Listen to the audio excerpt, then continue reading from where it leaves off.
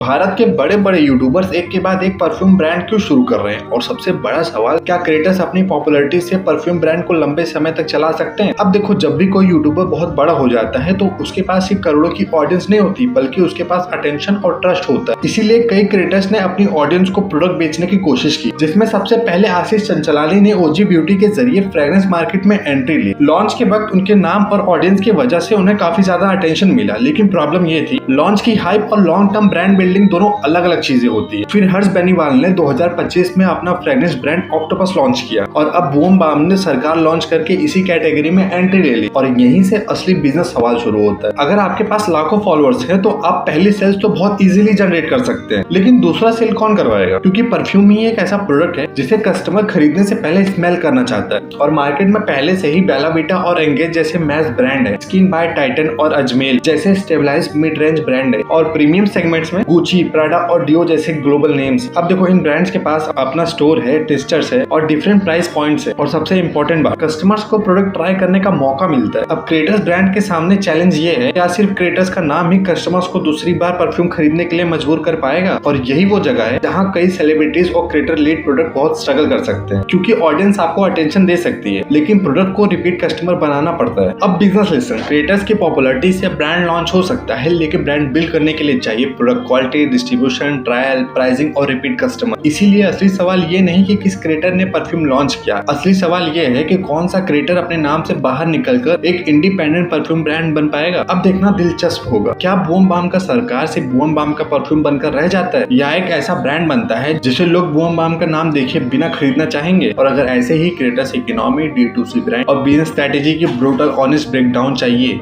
तो अभी फॉलो कर लो।